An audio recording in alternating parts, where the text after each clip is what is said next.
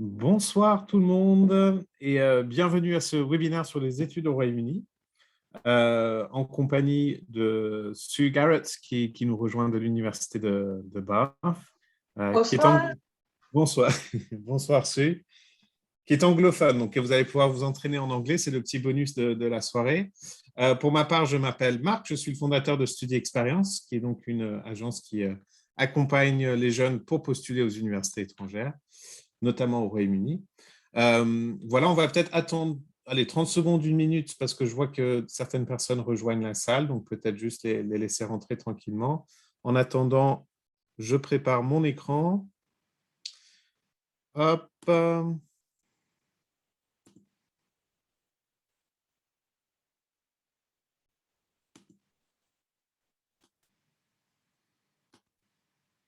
Oups.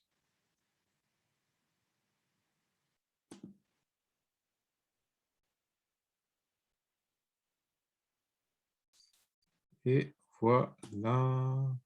Bon, l'objectif ce soir, ça va être du coup de vous faire une présentation assez générale sur les études au Royaume-Uni, avec un focus quand même sur les universités plus sélectives.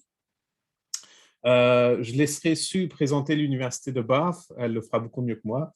Mais voilà, on a la chance de l'avoir avec nous, Bath étant vraiment l'un des fleurons, on va dire, de l'enseignement supérieur britannique.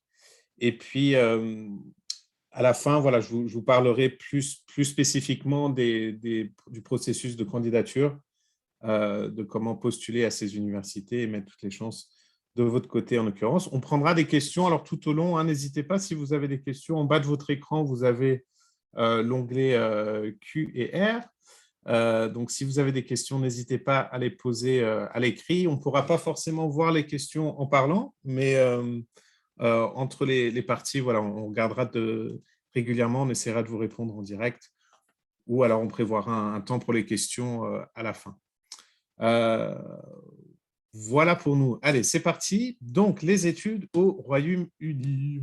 On va commencer par voilà, quelques slides très généraux. Déjà, pourquoi étudier au Royaume-Uni aujourd'hui? C'est vrai qu'il y a eu pas mal de mauvaise presse ces derniers temps avec le Royaume-Uni en raison du Brexit. Mais bon, pour autant, ça reste une destination qui est très attractive, vous allez le voir, avec beaucoup de points positifs, en particulier pour ces universités qui continuent vraiment à être très performantes à l'international.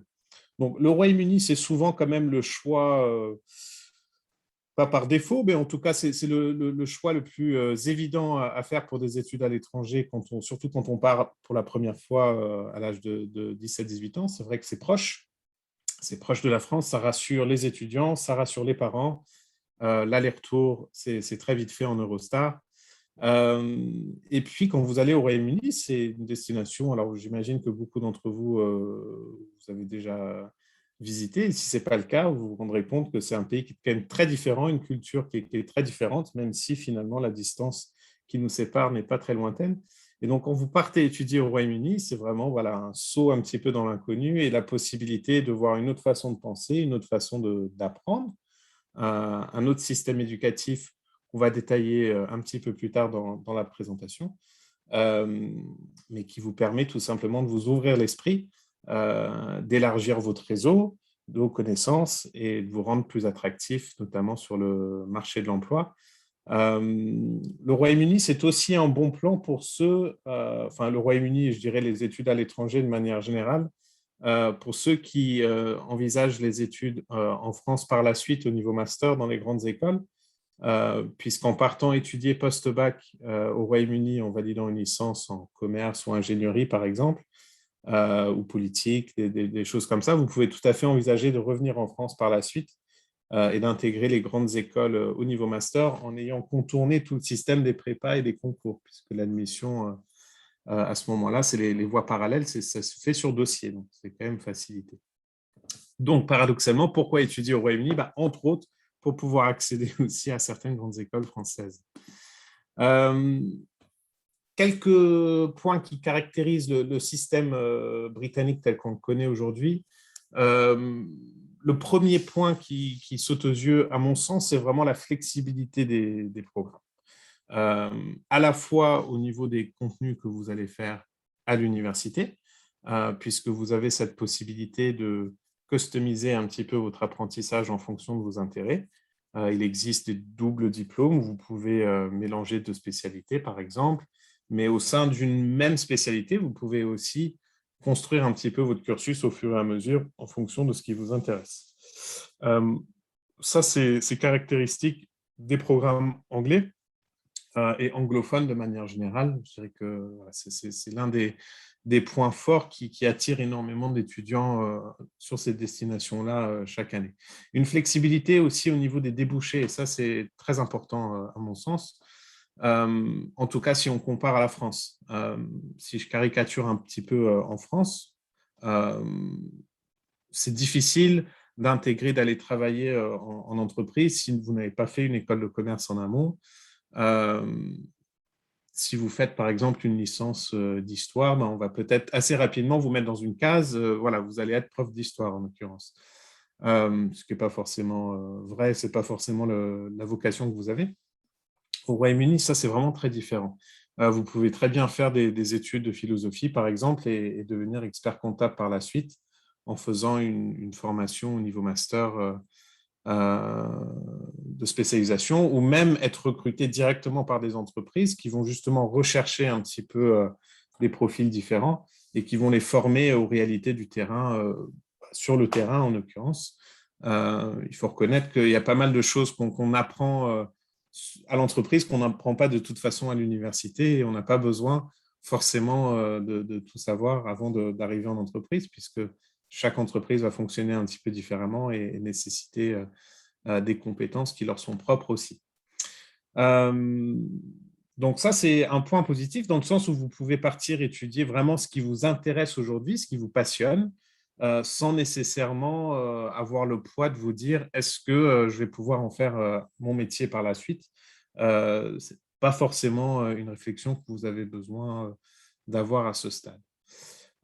Et d'ailleurs, pour aller encore un petit peu plus loin, il y a de plus en plus de demandes aujourd'hui pour des programmes qu'on appelle les programmes interdisciplinaires, qui vous permettent vraiment de combiner différentes matières qui n'ont pas forcément de lien les uns avec les autres. On peut faire, je ne sais pas, moi, de l'ingénierie avec de la musique, par exemple, sur le principe, dans certaines universités, c'est possible. Mais ça permet de construire des étudiants avec une tête bien ronde, bien faite, et qui vont être très attractifs, en fait, finalement, pour les entreprises dans un deuxième temps, même s'ils ne sont pas ultra spécialisés. Néanmoins, au Royaume-Uni, il est possible de se spécialiser aussi très tôt et de manière assez forte.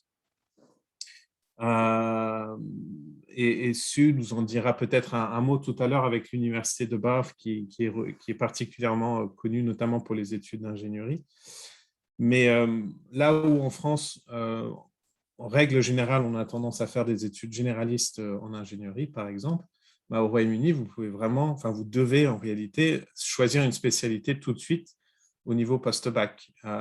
Et ça peut être très ciblé. Vous pouvez faire de l'aérospatiale dès le départ au niveau post-bac, par exemple, ou de la mécanique, du civil. Ça, c'est vraiment, en tout cas, pour l'étudiant qui sait exactement ce qu'il veut, ça peut être une belle aubaine parce que vous évitez beaucoup d'apprentissages théoriques qui viennent en introduction et vous rentrez directement dans le vif du sujet.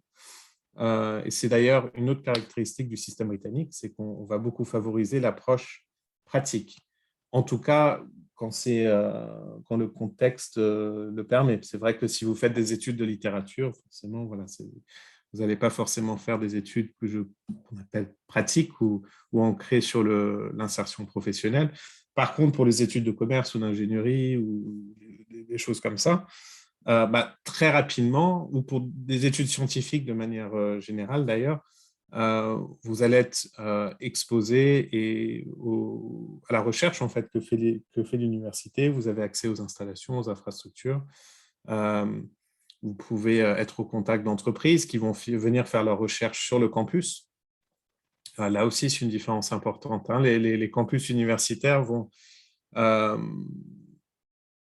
bénéficient de l'input de beaucoup d'entreprises qui vont investir en fait, dans ces campus pour pouvoir faire leur recherche et développement à moindre coût, souvent, qu'en le faisant elles-mêmes. Et ça, c'est quelque chose voilà, qu'on retrouve peut-être un petit peu moins dans le système français.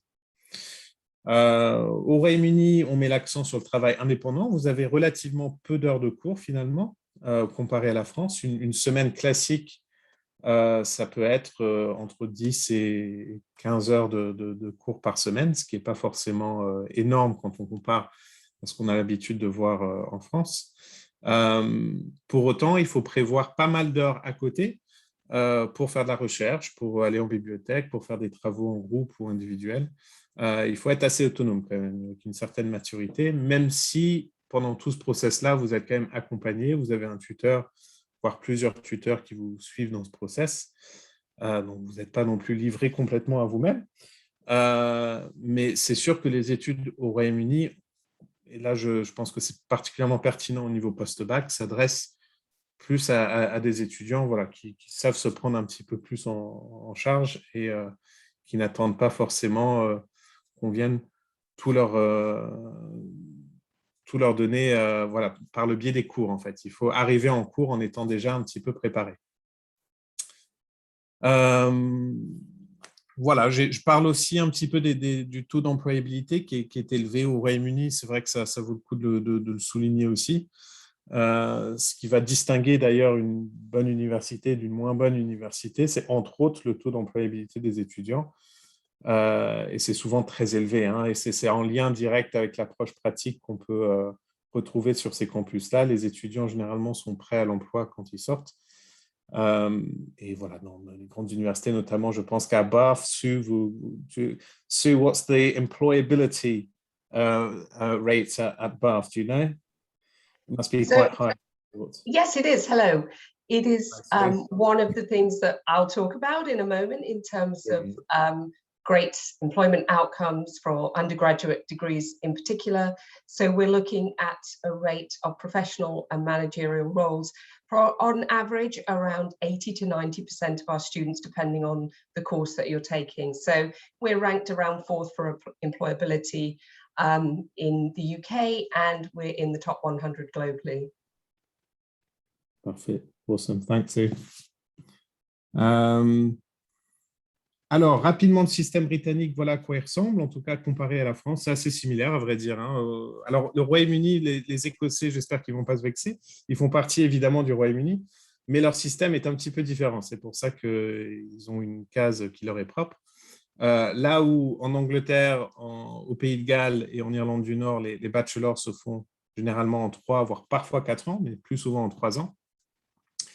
En Écosse, c'est systématiquement 4 ans. Et puis après, dans tous les cas, le master se fait en 1 an. Et donc ça, c'est un autre avantage, je dirais, du système britannique, c'est que vous avez cette possibilité, après une licence en France, de partir au Royaume-Uni et de valider en une seule année l'équivalent d'un Master 2 en France.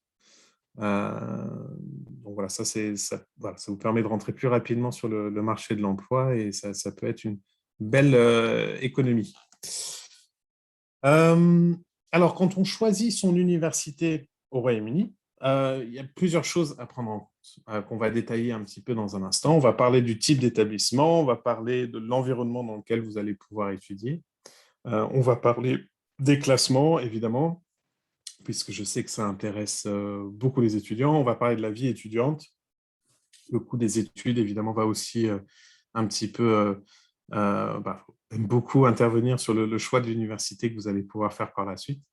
Mais si on parle déjà du type d'université, pour moi, vous avez surtout aujourd'hui 2 grosses catégories d'universités. Vous avez les grandes universités, d'ailleurs celles dont on parle aujourd'hui, dans le cadre de cette présentation dont on parle un peu plus, c'est les grandes universités qui ont pour vocation de faire énormément de recherche.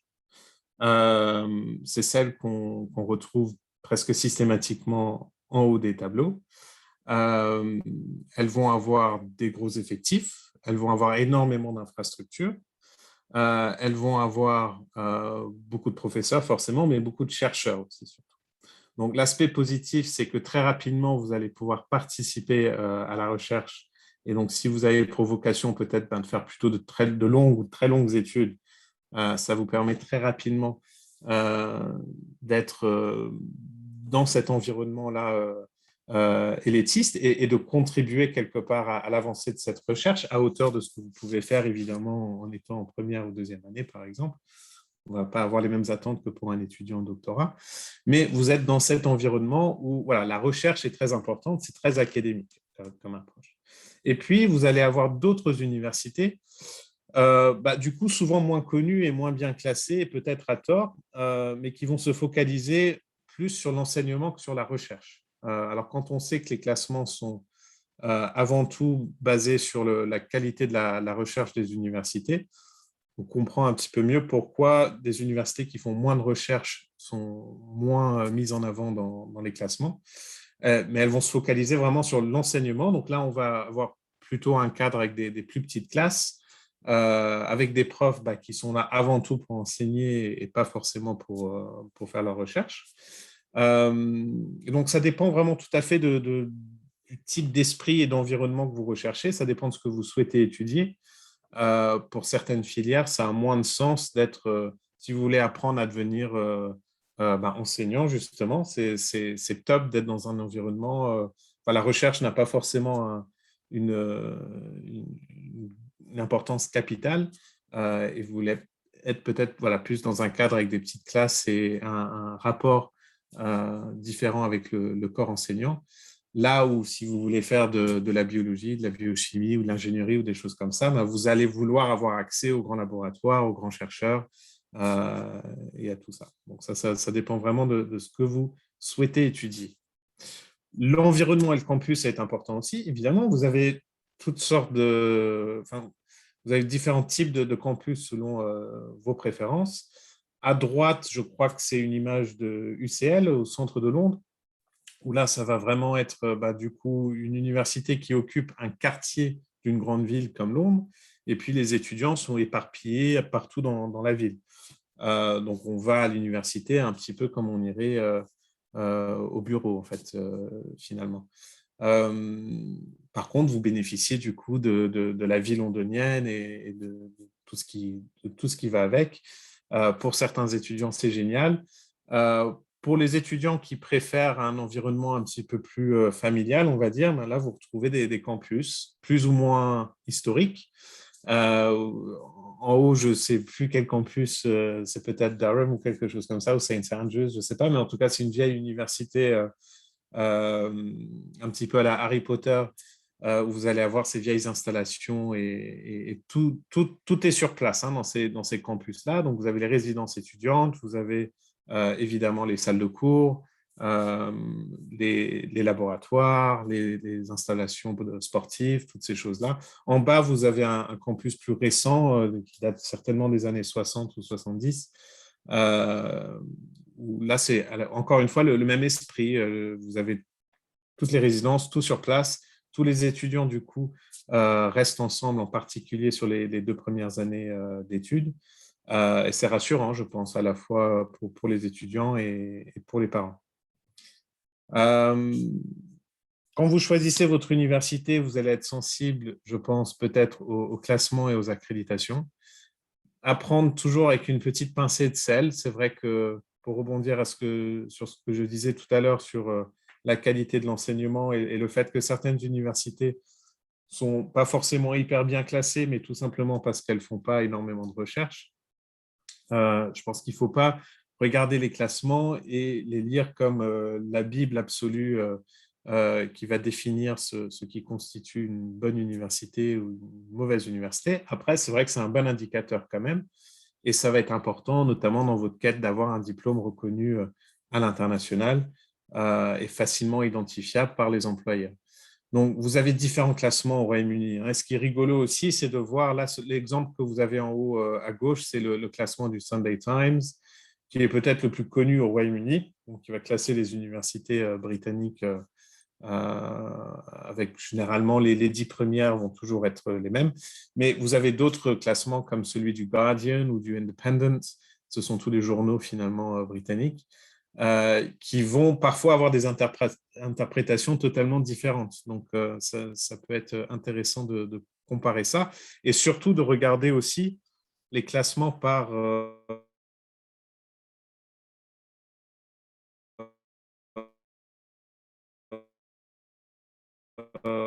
sujet, assez généralement, mais qui n'est pas forcément hyper performante dans le domaine de la littérature, par exemple. Et inversement, vous pouvez avoir une université qui est moyennement classée en général, mais qui a un super classement dans le domaine que vous souhaitez étudier. C'est bien de confronter un petit peu toutes ces sources-là. Bon, le Royaume-Uni, c'est connu aussi pour Oxbridge, donc c'est les universités d'Oxford et Cambridge qui se distinguent un petit peu de toutes les autres, hein, avec une approche qui leur est propre et qui est extrêmement académique. Donc, quand on parle de Oxford et Cambridge, on appelle ça Oxbridge, c'est la contraction qui est faite. Le Russell Group, c'est un groupe qui va regrouper une vingtaine d'universités les plus prestigieuses. Bath n'en fait pas partie, mais je crois elle devrait l'être. Enfin, c'est un choix, il me semble. Hein. So I'm just saying that Bath's not part of the Russell Group, but it's a choice, I believe.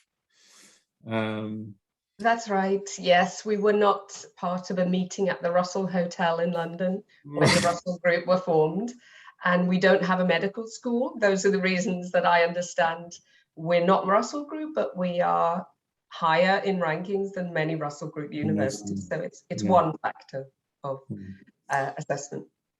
Mais voilà, donc le Russell Group généralement recense les meilleurs, mais bon, il y a quelques exceptions, et donc Bath en est une, effectivement. Il y a d'autres choses à regarder aussi, le taux de satisfaction des étudiants, je trouve que c'est très important. Ça, c'est des classements qui existent aussi. Le National Student Survey, c'est quelque chose qui, tous les ans, en fait, ils vont recenser l'avis des étudiants. Et pareil, il y a des surprises là aussi. On va trouver que les universités londoniennes, par exemple, ont souvent un taux de satisfaction assez faible, peut-être notamment dû au fait que les étudiants sont un peu moins encadrés que dans un environnement de campus. Et puis, ce que vous voyez en haut au milieu de l'écran, donc les médailles TEF, ça c'est en lien avec la qualité de l'enseignement spécifiquement. Et donc ça va être une distinction qui est délivrée aux universités. Il y a 4 niveaux différents. Et donc celles qui vont avoir la médaille d'or pour la qualité de leur enseignement, c'est quand même une garantie supplémentaire. Voilà, sur le fait et qui va d'ailleurs permettre à certaines universités qu'on retrouve moins dans les classements parce qu'elles ne font pas de recherche, on les retrouve plus de ce côté-là de la médaille. Bon, une autre particularité, c'est la vie étudiante au Royaume-Uni. Je pense que c'est vraiment un point fort du système britannique, cet esprit de campus et tout ce qu'on peut faire sur le campus. Je ne vais pas trop m'étaler sur ce sujet parce que je sais que Sue va en parler dans le contexte de Bath. Et Bath est d'ailleurs, vous allez voir que c'est l'un des campus les plus riches, je dirais, du Royaume-Uni, avec énormément de choses, notamment en matière de sport. Donc, je pense que ce sera la meilleure illustration de ce que vous pouvez retrouver sur un campus britannique. Alors, ce qu'on va faire aujourd'hui, j'en ai terminé pour la partie, on va dire, présentation du système britannique. Je vais laisser la parole à Sue pour nous présenter Bath. Et puis, je reprendrai la parole par la suite pour parler plus spécifiquement du montage des dossiers pour postuler aux universités britanniques.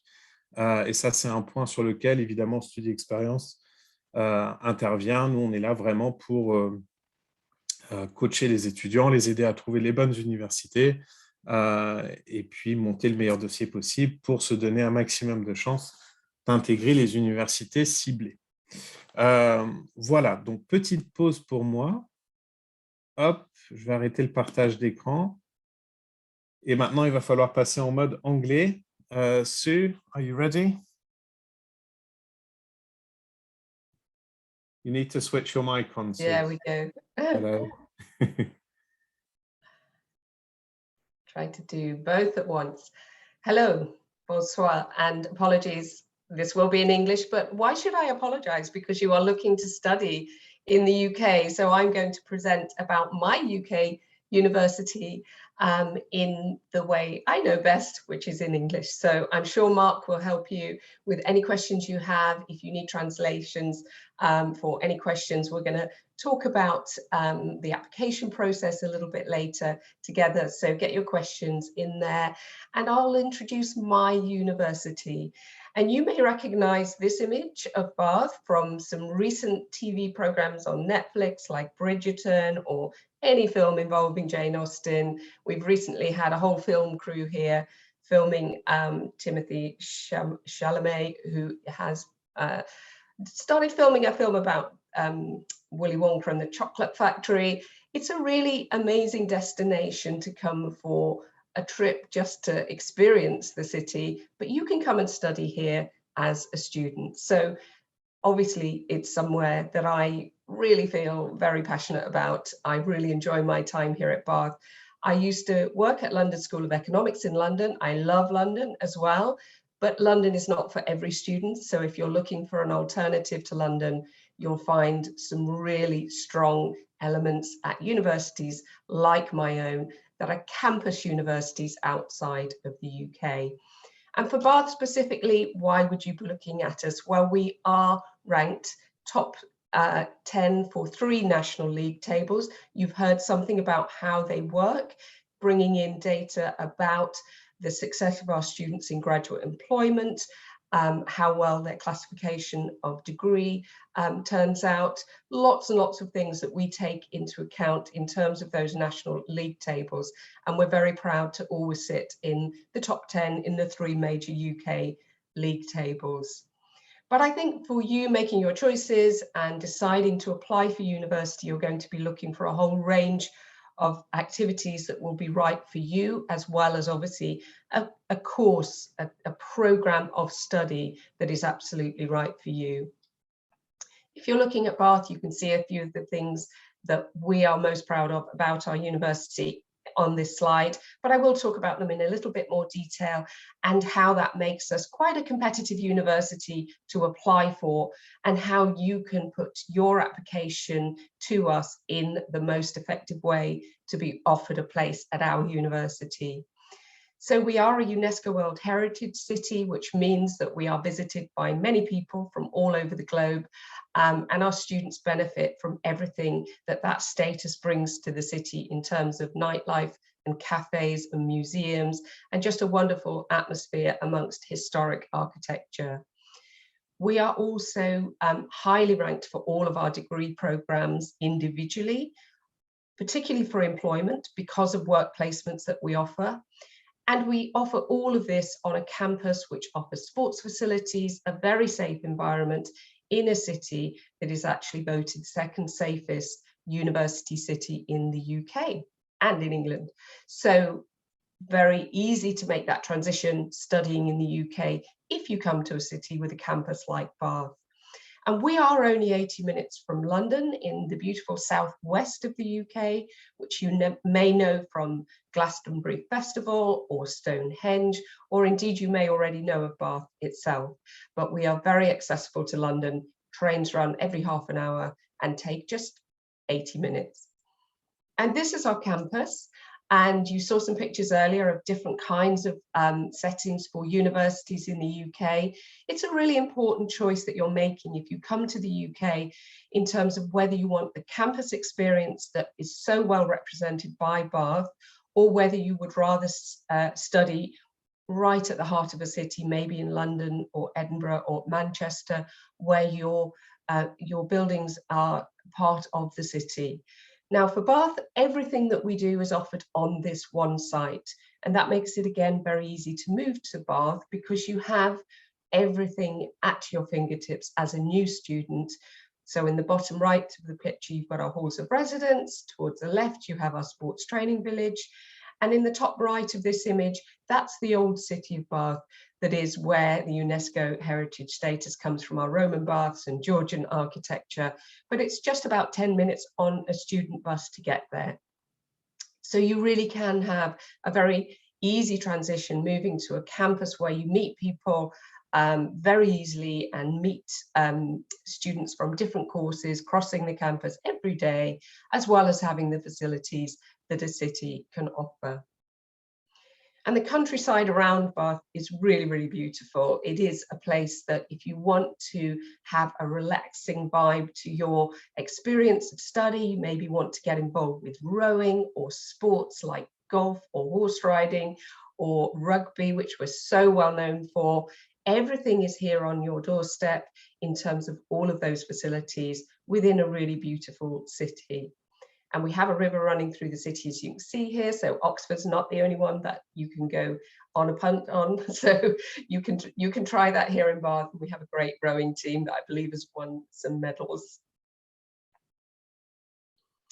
So where we are is, as I said, quite close to London, but it also brings all of those elements of the historic cities of the UK that you might be interested in experiencing. And here's another picture of the centre of Bath that I know Mark knows well from his time studying there. It really does mean that you've got so many beautiful areas to visit as a student and as a tourist.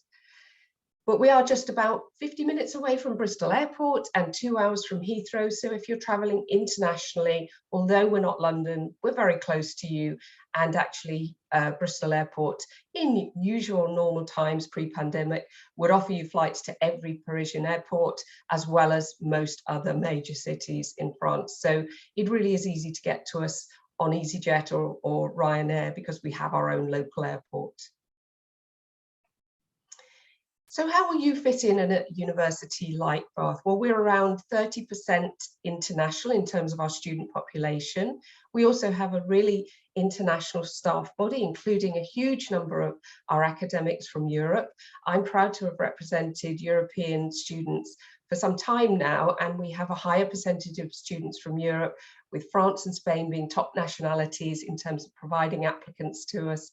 But we have a huge range of nationalities, over 160 nationalities represented on campus. So you will definitely feel at home. There will be cultural societies that represent you, allow you to speak your language when you want to, and you've probably got every kind of cuisine as well represented in the city to help you feel at home. It is something that we're really proud of in terms of how we support international students. We know that our students were extremely well looked after during the last year in the pandemic and really well supported if they had to quarantine, if they needed to stay with us because they couldn't travel. We had very good feedback from our students, even on our student survey after the last year, in terms of their experience of being supported on campus and their learning during that time. What else would you want to know about the university? Well, obviously, if you're looking as an undergraduate, one of the things that's key about our university is that we have around 74% of our students as undergraduate students. So those new undergraduate students, just like you, if you're coming from school or college. That doesn't mean to say we don't have postgraduates. I know Mark studied his postgraduate degree with us. So we have 16% of our students who are postgraduate taught students, and obviously we have academic research that's world-class going on our campus. And then these are the subjects that you'll be able to study at Bath, and you may see some areas that will not be there for you. So we don't have a medical school, we don't offer literature or the fine arts or music, but we have a huge range of courses within all of these subject areas. So engineering and design is where we started back in the 60s, very well known, particularly for things like architecture, which is top in the UK, our mechanical engineering, which is always in the top 3, as well as some other top courses in humanities and social sciences like psychology, social policy, economics. We have a really highly regarded School of Management, and we have a science faculty which includes natural science, which is fairly rare across UK universities and allows you to continue all your sciences.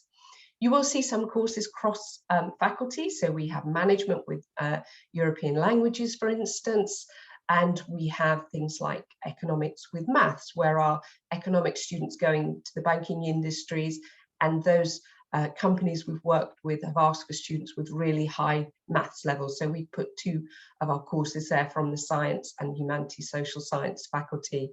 I'll show you a bit more about the courses that we offer as we go through, but this gives you a sense of the student body that we represent on campus academically. But I would really urge you, if you're looking at Bath, to consider taking one of our placement opportunities.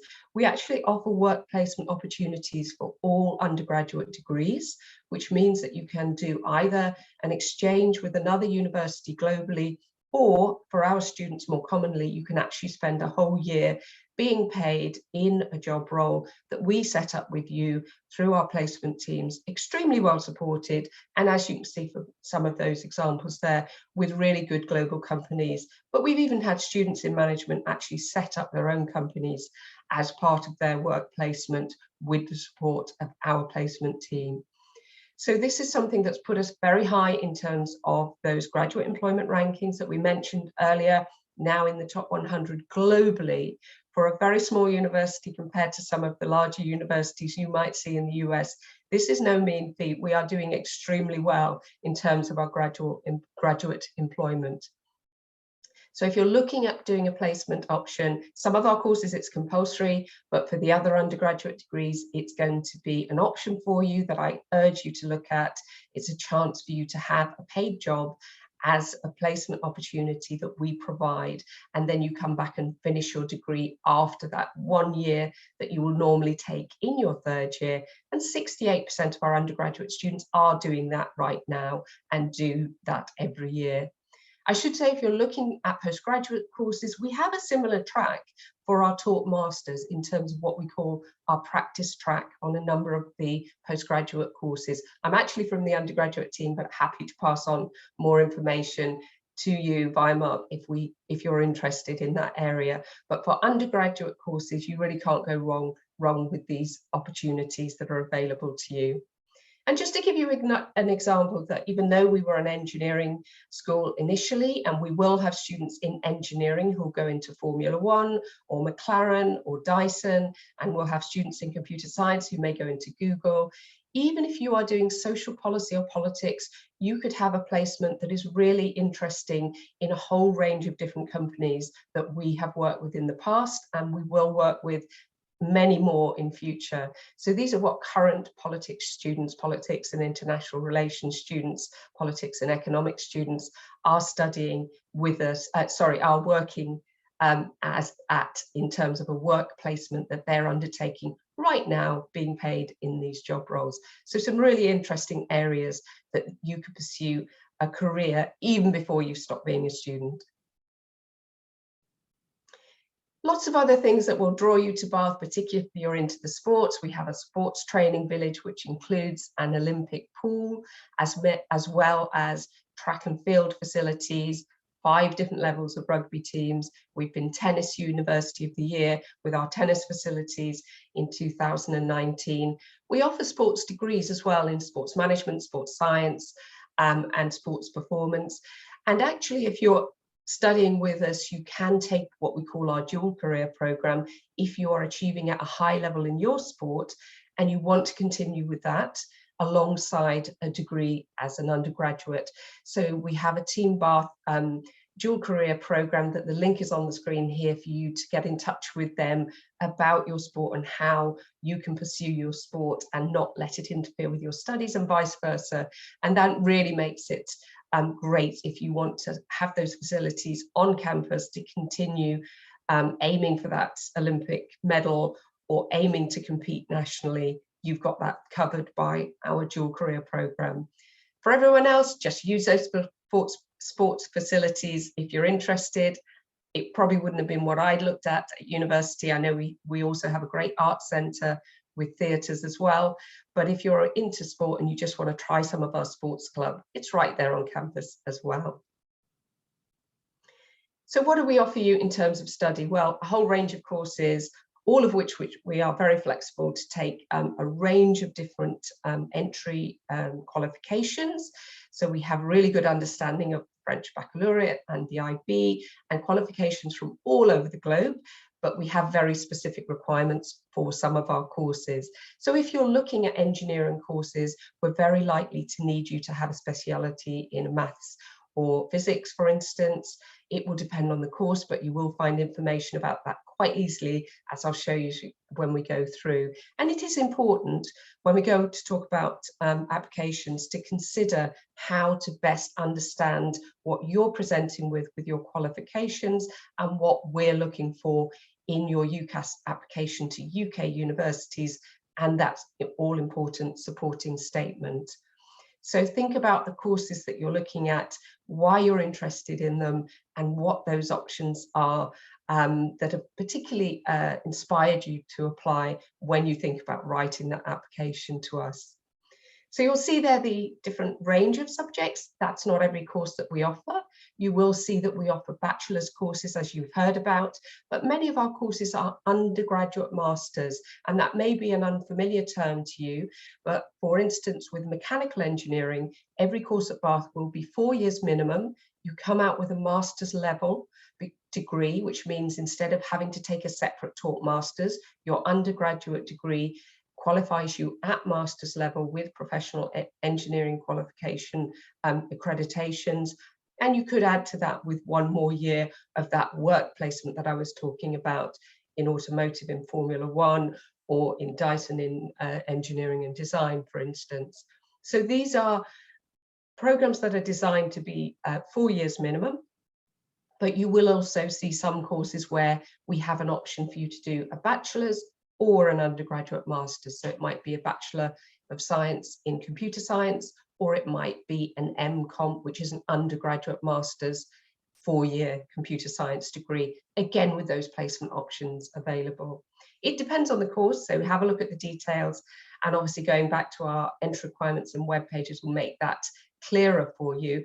But obviously you now have support in Mark here to be able to help you explore these in more detail after today. And what about paying for your degree? And obviously this is, I know, a huge area for European students to think about at the moment, because the Brexit issue has unfortunately changed your fee status in many cases. Depending on your nationality and where you've been residing, there will be probably a level of fee for you, which is the international fee level for our courses. And that will be the same for all UK universities. Now that we are no longer part of the EU, if you're coming from France as a French national, it is very likely that you will be charged international fees. But the good news is that means you then also will be eligible for international scholarships. So where we will be looking at fees of between around at Bath 19,000 up to £24,000 per year, depending on the course, you could potentially get between £2,000 to £8,000 for an award towards your first year fees, at least, to help with that. So that's something to consider when you're looking at our courses. It is based on high achievement, and there are always academic criteria for our particular scholarships. So bear that in mind. But if you're one of your highest achievers, you can scan that QR code to get the full criteria. And what you will see is that we'll automatically award students if they hit our highest level in their qualification group, based on the metrics that we use compared to equivalent to A levels at A stars and above. But if you're looking for entry requirements, and we're going to talk in more detail about how best to apply for UK universities, just to flag up how that works on our course pages for undergraduate students. It's very similar for postgraduate students. There are also entry requirements specifically on our postgraduate pages as well. But this example of our politics and international relations program, you'll see in that little green box there is a tab for entry requirements. You can go to that, and what will pop up first will be the A-level requirements and the IB requirements. So on that top page, you will see those straight away, and the offers that we make, the typical offers and entry requirements. And then where we say origin of qualifications, and that little white bar currently says UK. If you are coming in from France with a French baccalaureate, or if you are coming in from Europe with a European baccalaureate, or any other area, just look for your country and you will find those qualifications. So if I pick up the ones for France, you will see why how you can find instantly what we're expecting you to present with for our courses. And the levels are relatively high, so be prepared for that, and be prepared for some specialities that we will be requesting. In the case of this course, it is broad in what we're looking for, but we will normally be looking for that overall score at the level that we're asking for. So I hope that makes sense, and we've got time to talk about applications as we go through. But just before I hand it back to Mark, I wanted to leave you with my contact details.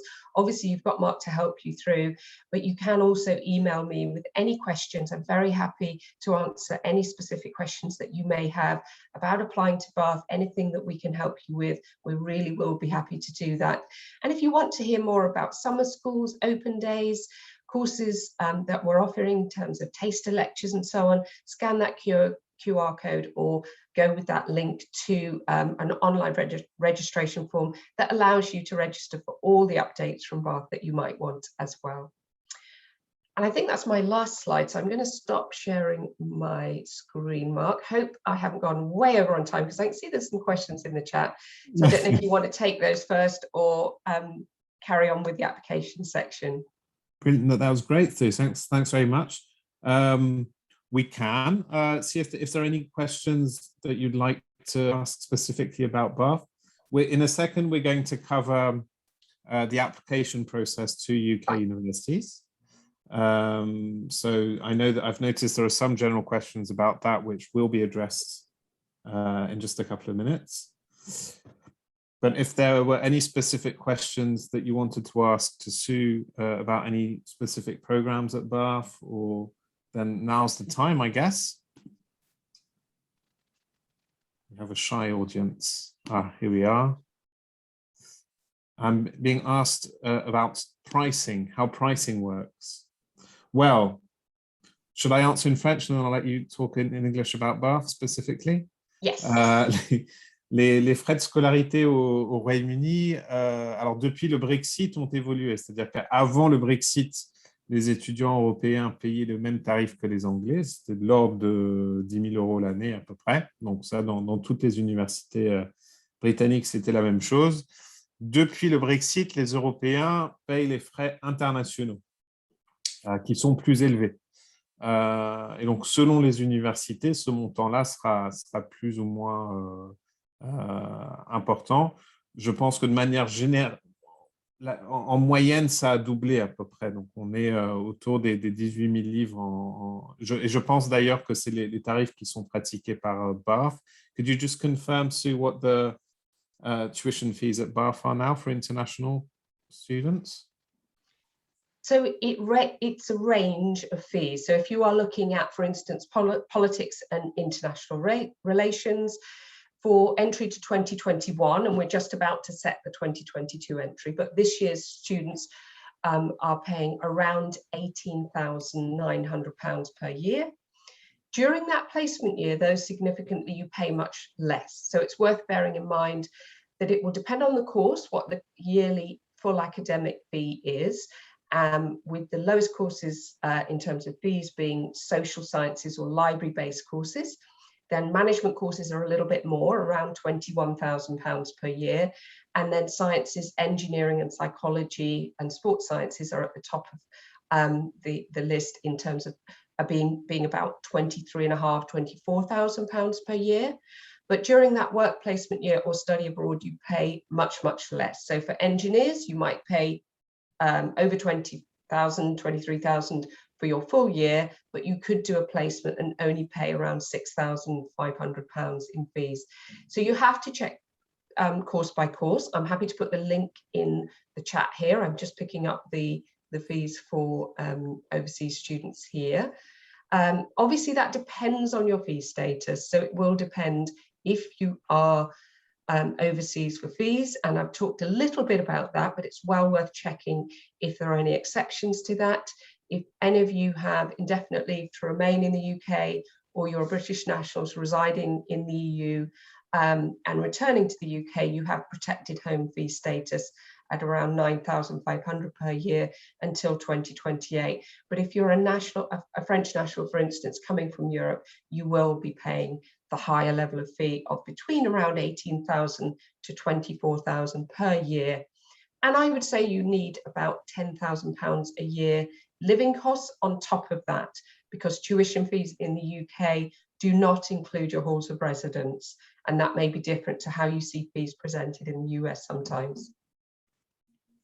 I might add, I mean, I don't know how important this is, but I would say that comparatively to, if we compare Bath to similarly ranked universities, I mean, you could argue that prices are high now that they've doubled since Brexit, but compared to other universities that have similar rankings to Bath, I'd say you're perhaps part of the more reasonable bunch of universities.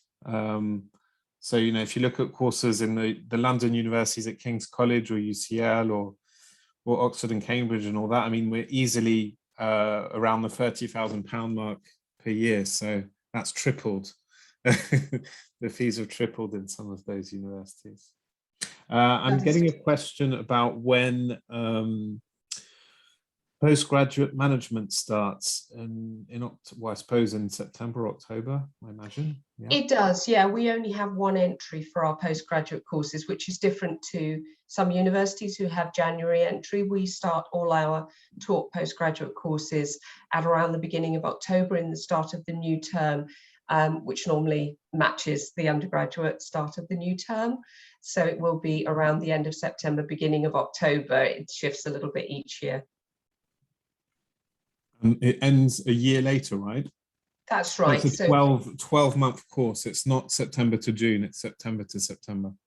That's right, yeah. I mean, I'm happy to put a link in for our postgraduate management courses, just to give you a sense of the options there. The taught postgraduate courses will be a whole 12 years, as you've heard. But there are some other courses like online management courses. There are also MBAs for students who have already been in work. So it will depend on the course that you're looking at. But you can actually download a full prospectus at the link I'm just going to put in the chat, and it will give you all of those courses in more detail with all the application process there, which is not my expertise. I have to be honest, in terms of the postgraduate application. I can definitely advise on the undergraduate application though. Awesome. Quick question about that. I'll answer this. It's to do with transferring credits into year 2 or 3 of a degree. Donc voilà, est-ce que c'est possible d'intégrer une 2e ou 3e année avec un diplôme français type BTS? Alors oui, c'est possible dans pas mal d'universités britanniques. Mais je pense qu'effectivement, quand on vise une certaine catégorie d'établissement, comme Bath, ça sera pas, ils ne prennent pas d'étudiants en cours de route généralement. Donc, c'est possible d'aller à Bath éventuellement, mais pour ça, il faudrait d'abord valider la licence. Donc, peut-être intégrer une 3e année en France ou ailleurs, à l'étranger, dans une université qui accepte ce genre de transfert. Et puis,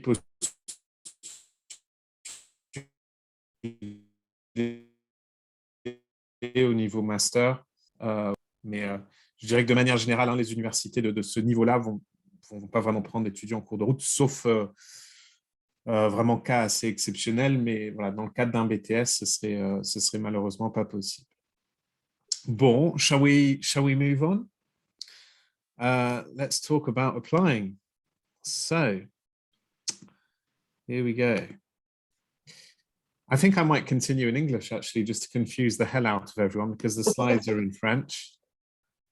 But that way we can have we wanted to make this more of a discussion with Susan. So, you know, I'll give you some tips in terms of applying to universities. But I think it's interesting to have the input from a prestigious university. You can tell me if I'm talking complete nonsense or not.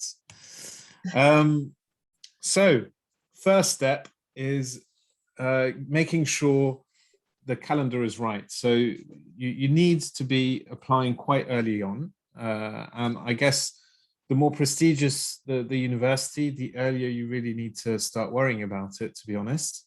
In an ideal world, I think it's good to start looking into your project maybe 2 years before the intake that you're targeting. Now, I appreciate that that's probably not the case for most students. I think it's quite rare for students to start looking into that 2 years in advance. But at the very least, 1 year in advance, I think, is when you really need to be looking into detail at the programs that you wish to apply for. And you need to start thinking about your strategy to apply. And so what I mean by strategy to apply is selecting perhaps different types of universities with different entry requirements, because it's very good to apply to top universities if you can, but you need to make sure that you've got a backup if ever you're not admitted for whatever reason. You need to start preparing yourself in terms of doing certain tests, and we'll go into detail about those in a second. But you have English tests. In some cases, you have what they like skill assessment tests, which are more niche. Not many students really have to do that, but it's good to know about them. You need to gather all your documents and make sure that you've applied, well, ideally, between 10 months and a year before the start of the course. So really now, if you're interested, for instance, in applying to a university like Bath for September 2022, now is really where it's all happening, right, Sue? Is it peak time? It is, absolutely. So we already have applications that have reached us through UCAS, and for equal consideration, there is an important deadline. So for prestigious universities, and I'm not talking about Oxford and Cambridge because there's already an earlier deadline that's passed for Oxford and Cambridge and medical courses, which was the middle of October. For everyone else, you have to consider the middle of January deadline. This year it's coming up, or this cycle, it's 26th of January, 2022. For Bath, if you don't submit your application through UCAS to reach us before that date, there is a chance that our courses will be closed after that. It's very likely that the most prestigious courses will have no places available after we've considered everybody who's applied by that date. We have around 30,000 applications for about 3,500 places. So we cannot extend that date in most years, particularly for the most competitive course. I was going to switch to a slide where I have some important dates, but that I unwisely put at the end. No worries. But yes, here are the important dates. So, I mean, if you were applying for Oxford and Cambridge, I'm afraid it's too late.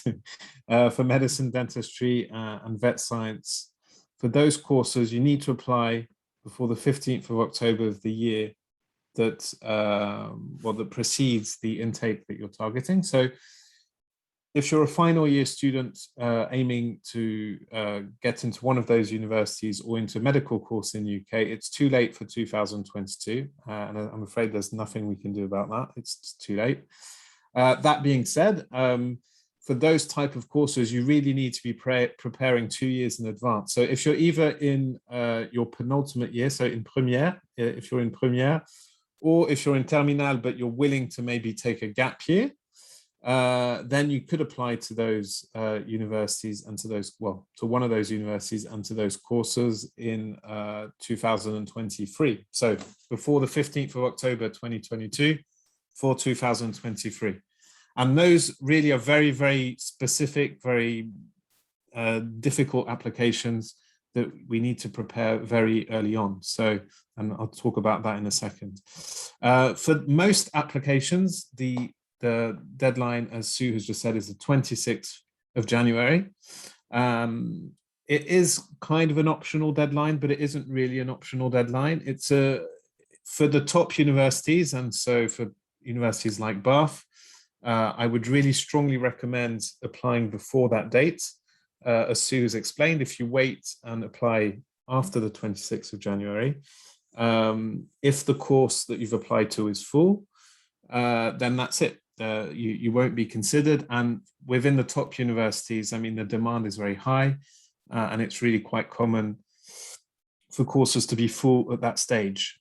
So yeah, at a certain level of universities, it's actually probably unlikely that you would get an offer if you applied after the 26th of January. That being said, if we're not talking about the very top universities, probably 80% of the courses are still available for applications after the 26th of January. So it's not necessarily a complete catastrophe, but if you are targeting the top universities, and I think this is the subject of today's webinar, then you really need to be applying before the 26th of January. Once you've applied, universities will then evaluate your application, and they have up until the 19th of May at the very latest to give a response. In practice, they tend to reply earlier. Susan, what's your turnaround rate? So the two questions really. When do we answer? When do we respond? So because of the January deadline and the fact that we will treat all applicants who apply to us by that 26th of January deadline the same, equally, and consider their application on its merits, we may not make any decisions until after the 26th of January, and then we may be working from the 26th of January through those thousands of applications that I just mentioned. So we may not make a decision in terms of responding to you with an offer until maybe March or April, even if it's a very popular course. So that is a reality for some competitive courses, but every university will have a different turnaround time. We can't always promise a specific turnaround time for your application because it will depend on the pool of applications for that year. But you don't need to worry that as long as you've applied by that 26th of January, we will definitely give you exactly the same consideration if you've applied by that date or whether you applied 4 months earlier in September, October, November, whenever earlier. As long as it's in by that date, we will treat your application with the respect it deserves for getting in early, and we will make the decision based on everything that we're asking for on your application. So it doesn't decrease your chances applying later between September and January in that application cycle. But for us, obviously, after January the 26th, it really means you're unlikely to be considered. Is that the right answer, what you said in terms of response? Well, the right answer is the true answer. So that, absolutely, that is the right answer. For undergraduate applications, answers tend to come in before the 19th of May. And if there are some either very late applicants, or if you've not received a favorable response from the applications that you've made before the 26th of January, there's something called clearing in the UK. Clearing is basically when all the places that are still available that haven't been filled in are put back on the market, and it is still possible quite a late stage to get a place at university. So I don't know how relevant that is to you if you're applying to UK universities, but if ever you didn't get your first choice universities, then know that there are always options to go. And ultimately, I mean, I know that at Study Experience, if you want to go to the UK, you will go to the UK. There are always solutions unless maybe you fail your high school exam or something like that. But generally speaking, there are always options. For master's students, if there's anyone looking at master's degrees, there are no, well, I mean, it depends on the course, but in most cases, there isn't really a deadline. Sue, are there any deadlines at master's level for the University of Bath? The application process is quite different, but you can apply much later, and you will probably have a more protracted application because you're waiting for your transcript for your first degree potentially to upload that to confirm your place. So it's a bit more case by case by courses that you're choosing and by what stage you're at in your undergraduate degree or whether you've already completed that. So the January deadline, it will definitely be after the January deadline. Students can apply much later for postgraduate courses. Yeah. Okay. Right. Rewinding back to when we create an application. So once we've planned everything out, then you need to start thinking about what are the different things that you need to gather, and what kind of entry requirements do you need to fulfill. So each university is going to have different sets of entry requirements. So as you saw in Sue's presentation, for instance, to apply to the University of Bath in politics, you typically need to achieve 14 out of 20 average on the French baccalaureate and 15 out of 20 in 2 of the enseignement de spécialité, specialties. Now, each university is going to have different entry requirements. So it's very important before you do anything else to identify if the universities you want to apply to have entry requirements that are realistically attainable for you. That's the first step. Then you'll find you may need to start preparing extra tests. So every student will need to do an English test, unless you're doing an IB or OIB course, but these concern small numbers of students, but most students will need to do an English test. And it will be typically the IELTS or the TOEFL exam. We'll talk about that actually in a second. There may also be some skill-based tests. So if you're applying, for example, to do medicine in the UK, it's too late, once again, as we said earlier on, for next year. But if you wanted to apply for 2023, you would need to do a test called the UCAT, which is going to assess your scientific knowledge. And then there are other tests that are sometimes required for law or for mathematics courses. Now, most courses don't really require this. I don't think Bath requires any such tests for any no course. tests at all, nothing. Right. It's perhaps more common at master's level. Do you require the GMAT for certain masters, or? Not to my knowledge, no, not the courses that we offer at Bath. So there's no interview for undergraduate courses except for social work and pharmacy, but both of those are job role trainings that you're applying for, so there are interviews for those. Everything else, we just go on the UCAS form with no further tests. That includes architecture. There's no interview or portfolio for architecture, for instance. So the UCAS form and how you phrase that is really important. Okay. Part of the reason I said earlier on that it's really important to start looking at courses maybe 1 or 2 years in advance is that it also gives you time to build up your, how would I say this, academic profile, I guess, or applicant profile.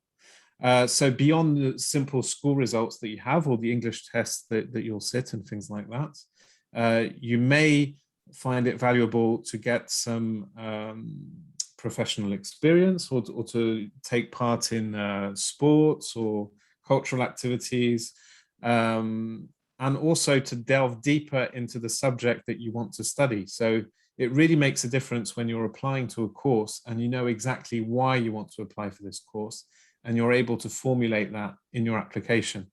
But in order to be able to do that, it does require doing some extra reading, doing some extra research. And if you wait until the last minute to apply, you won't necessarily have the time to do that seriously. And I know that it will make a difference in the letters, in the personal statement that we'll talk about in a second, which is the letter that you need to write to apply to universities. Sue, would you agree with that assessment? Yes, I think for some, I mean, what I would say is that if you are involved in sports or arts or activities that may not directly relate to the application you're making, you can sometimes find a link. But maybe if you're applying for maths at Bath, we're more interested in the maths than we are the extracurricular. So when you present your qualifications, those will be the first place that we will look, the level of qualification, the right subjects that you're taking, and then we will scan your supporting statement to make sure you are addressing the subject you're applying for. We're not so interested in your other talents at that point. wonderful as they may be, they are not the reason we'll make an offer to you for you to study a course with us, unless you're linking them to our course. Right. So we've done this a bit upside down, Sue, but it doesn't matter. I'm sure people will understand, and it's all being recorded, so you can watch it again and again to try and understand what we're talking about. When you apply to UK universities, so we've prepared all our documents and our applicant profile.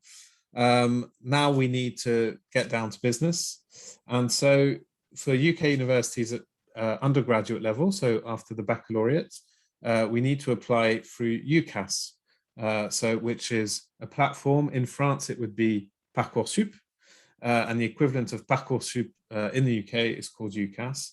And via this platform, you can apply to 5 universities. At master's level, if there are students here interested in a postgraduate program, you would apply directly to the university that you're interested in. So there's no common platform that we really need to worry about at that level. But in any case, always important to have a look at what kind of documents you're going to be asked for, and to gather all that before you submit the application, obviously via UCAS or via the online portal of the university that you're targeting, and be careful of deadlines. We said earlier on that for Oxford and Cambridge, for example, it's too late. Unfortunately, that's not something that's open to any kind of negotiation. So you really need to make sure for UCAS, the deadline is the 26th of January. So ideally, the application needs to be completely finished and submitted before that date. And what are you going to need to provide in a UCAS application? There's a number of things. It might be good news for some students, but UK universities don't typically look at high school grades.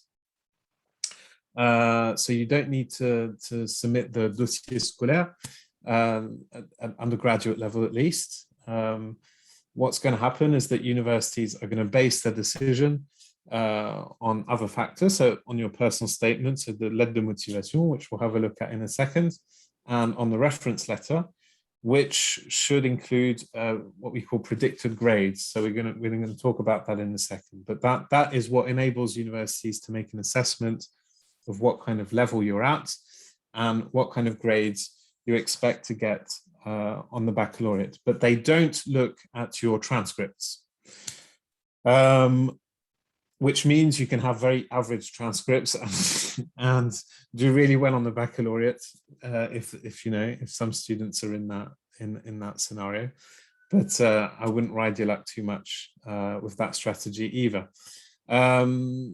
At master's level, there I think the assessment is we would look at transcripts, I think, for anything after high school.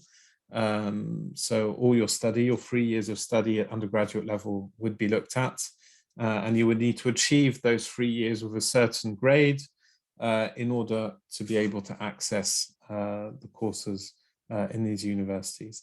And so when you apply, so quite often, so if you were going to apply now for entry into 2022 and you're in the final year of high school, obviously your baccalaureate results, you don't have them yet. So if a university looks at your application and says, right, we'd like to make you an offer, they will make a conditional offer. So this means we'll accept you if you meet these conditions. So if you obtain these grades on the baccalaureate, and if you also pass this English test, then you'll be admitted. And the same is true for master's students. So if you're in your final year of the bachelor, of the licence in France, then you can apply now without having your final grades. If you're admitted by the university, it will be on a conditional basis. I'm just checking as we go if there are any questions. So someone's asking, il regarde pas les bulletins? Non, il ne regarde pas les bulletins. En tout cas, pas pour le niveau post-bac. Ils vont se baser sur d'autres choses dont on va parler dans un instant. Admissions tests, again, so English tests, the main ones are the IELTS and the TOEFL. I recommend the IELTS because that is really the one that everyone admits without any kind of ambiguity. It's usually the test that universities will ask for by default. You can sit the IELTS anywhere in France. I think there are several test centers. You can every month there are several dates where you can sit the exam. Don't sit it too early because it's valid for 2 years. So when you sit the IELTS, if you sit it 1 year before the start of the course you're applying for, that's fine, but don't sit it too early because otherwise you'll need to do it again. In some cases, there are other tests that you can do, but these are rather rare. But just make sure when you're applying, when you're looking at the course content and the entry requirements, make sure that you're not being asked for any additional tests. If you applied for Oxford or Cambridge, you would have to do some extra tests. If you want to do medicine or certain law courses, you may need to do some extra tests. If at postgraduate level you wanted to apply to certain courses, you may need to do the GMAT, which is specific for management courses, or the GRE, which is more general and can be more specific to certain scientific courses, or for economics, sometimes it can be required and things like that. But that's all very specific. We can provide preparation to students that need that. We do have partners who cater for that. But make sure that you know about these tests long enough in advance so that you have time to prepare them, because it's difficult to improvise. Now, probably the key part of an application to UK universities, at least at undergraduate level, is the personal statement, so the lettre de motivation. This is really, I think it's really, really important. Sue, maybe you'll say that it's not that important. I don't personal know. Statement. Yeah, No, how important is the personal statement? It's very important. Just on the English, I've put some examples in. We do accept some grades from the French baccalaureate and from other qualifications, as well as IELTS. So most universities will accept a range of English qualifications. So it's worth checking those with us as well. I've just put the management ones in the chat there from IELTS and from the French bac, and that's the highest that we would ask for undergraduate students at Bath. So in answer to the question 6.5, it will depend on the course. So for sciences, we might be happy with 6.5, 6, but for essay writing subjects and management, it's usually going to be 7 with 6.5 overall. So just to pick up on the English, the personal statement is going to be important for every single course at a competitive university, and that's what we're talking about here today. And it has to be focused on the subject. If it's a subject like architecture, for instance, at Bath, that is very, very important because it's a new subject that you will not have studied at any qualification in before you apply to university. So you have to convince us that the study that you have engaged in and any work experience or art or design, all of that you have to describe in your UCAS application to convince us that you are a strong enough student to understand everything about what an architect does in terms of the business and the design and the engineering principles. So I guess it's going back to the course that you're applying for, looking at the modules and thinking how you can reflect on that and what you may have done to prepare for that. But this will be important for every single university. And I often present jointly with other UK universities at a similar ranking. And we will all say the same, that we do want to see you talk about in your personal statement what you have done to prepare for the course and reflect on that and think about how you'd like to go forward on that course. Absolutely. So yeah, it takes a while. I mean, we help students with their personal statement work, I suppose, in the same way that a teacher in the UK perhaps would help their students with this. I mean, it takes a lot of time. You usually have to review it 3 or 4 times, or if not, sometimes more, before getting the final product. So it's not something that you can just write at the last minute. I remember a time when students thought they had 30 minutes to write it in the UCAS application. So that's absolutely not the case. It definitely takes more than 30 minutes. And it's really what can distinguish yourself. I mean, I think at a certain level of university as well. I mean, if you're getting loads of students that have similar grades and only a certain number of places available, what's going to make the difference is the personal statement.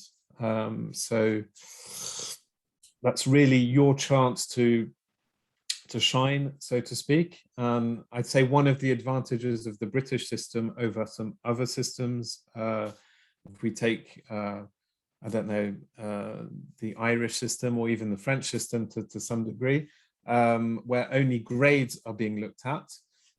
Here, there's a more holistic picture. So grades are important, but we also want to see that you're the right fit for the university, and that you've really thought about why you want to apply to this particular course.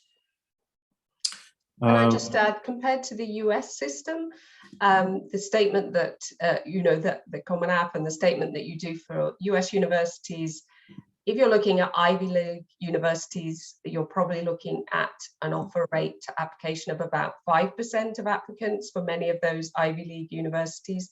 Even for top universities like Bath, you are looking at the most competitive courses. We probably will still make offers to around 40% of applicants, as long as they've understood that they have the right qualifications and they've done a decent personal statement. So it is, it's not as terrifying as it sounds.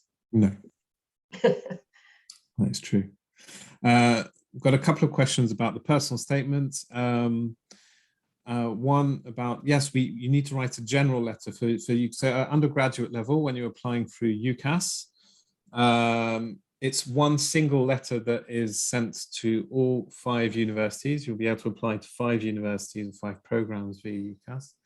And so it's just one personal statement that is sent out. So yeah, I mean, you shouldn't really mention names, I suppose. How it's a bit of a risky process. Have you had that case, Sue, of a student applying to Bath and saying, I really want to go to St. Andrews? What would you do? Not recently. To be honest, I think most students know that because if you're applying through UCAS, you're applying potentially to 5 universities with the same statement. So you have to address them all. And you're not going to get points really for saying you really want to go to a university and naming that university. So hopefully most people know not to do that. I haven't seen it recently, no. Well, yeah, I mean, you'd be surprised. But we filter it out. I guess something that is more common though is, and that's one of the maybe restrictions that you have with UCAS, is that because there's just one letter that's sent out to your 5 choices, you really need to be applying to the same program in 5 different universities, really. I mean, it's quite difficult, especially if you're targeting for, very good universities. It would be, impossible, in fact, to apply to law in one university and business in another and social sciences in another university. I mean, the personal statement does need to be really specific to the subject that you want to study. So that's maybe one of the downsides of UCAS, I think. Yeah, for the personal statement to address all of the courses, my advice would be look at the most competitive universities that you're applying for, the most selective. So as an example, for Bath, our most competitive management course at the moment is international management. Maybe you apply to international management for us, a general management somewhere else, a business course somewhere else. You can address those all on one personal statement.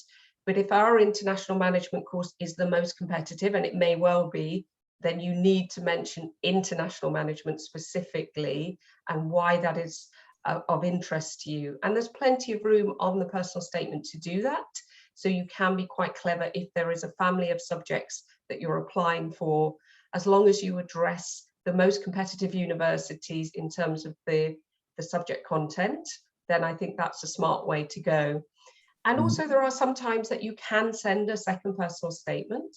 So at Bath, we have many students who maybe are applying for 4 medical courses and they apply to us as a 5th choice for natural sciences or biochemistry or pharmacy or pharmacology. And we're very happy after that initial UCAS application has gone in with the full medical personal statement for students to send us directly a separate email personal statement that addresses that extra choice that they're making, because you can only apply for 4 medical courses anyway.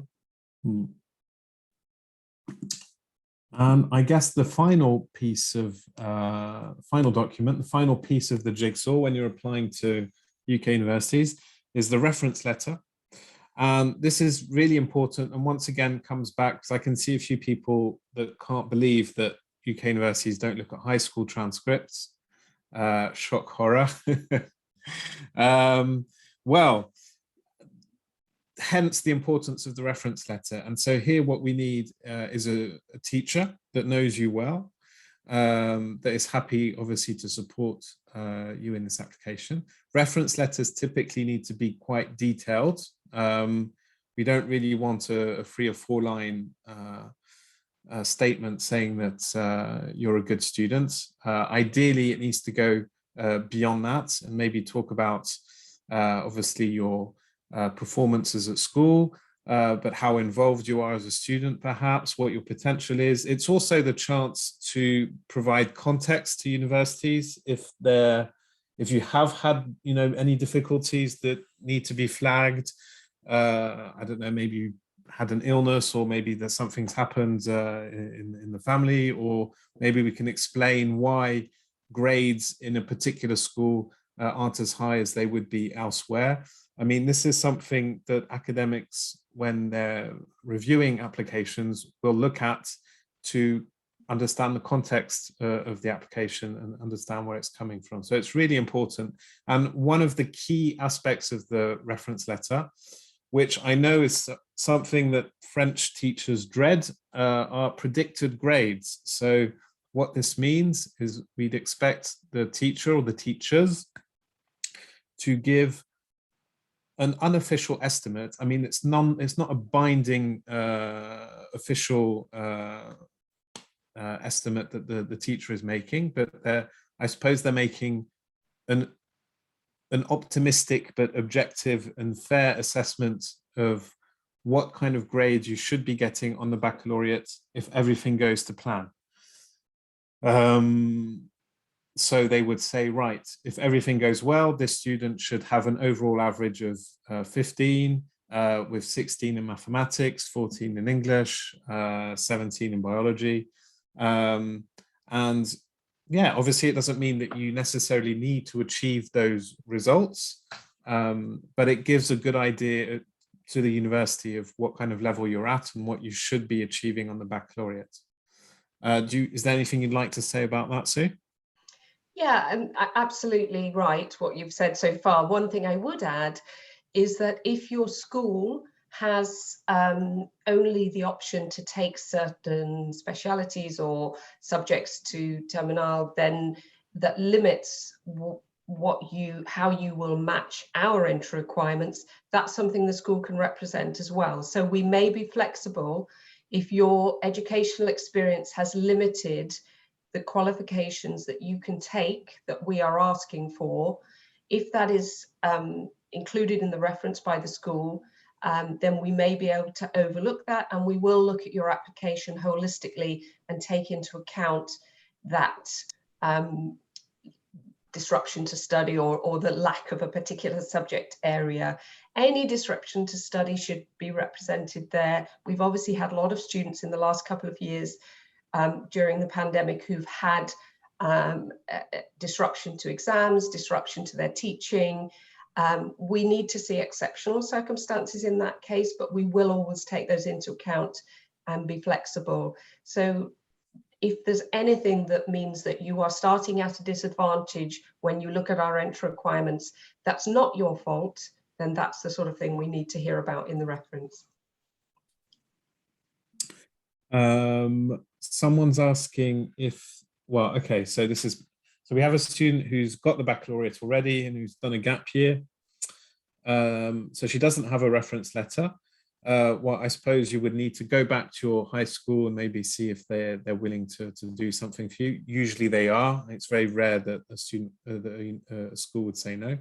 And obviously in that case, we don't need predicted grades because you already have your baccalaureate.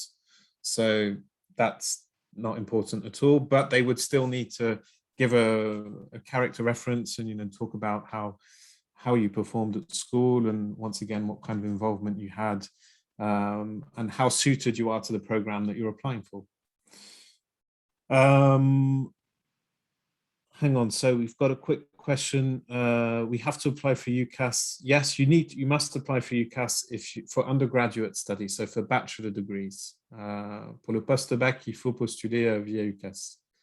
Pour les masters, ça se fait différemment, mais post-bac, oui. Is it possible to have a reference letter from an employer? What do you think, Sue? Not for undergraduate study generally. We do want an academic reference where possible. If it were postgraduate study for maybe an MBA, that might be relevant, but we're always going to look for evidence of your academic achievement and how that matches up to what you're applying for, because you're applying for an academic course. So it will always have to be some kind of academic referee. Even at master's level, I would have thought typically. Yes. At master's level, the application we'll need to see a transcript of the academic achievement anyway. So we will know based on that what your levels are anyway. But yes, a reference from an academic source is important there as well.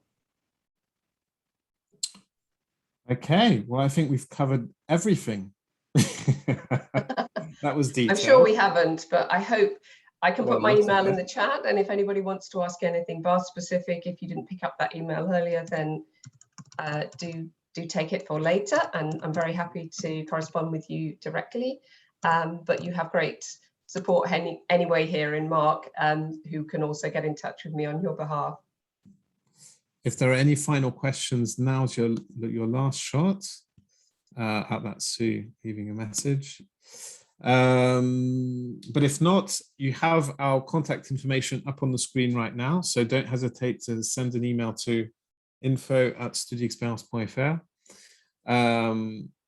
I can't see any new questions at this stage, so no, I guess it's just I need to thank everyone for surviving up until now. Thank you for those that stayed up until the end. That's a very good achievement. It shows good motivation already. Thank you, Sue, for your support. It's great to have you with us. Thank you. And, thank you to all. And have a lovely evening. Thank you very much. Merci beaucoup à tous.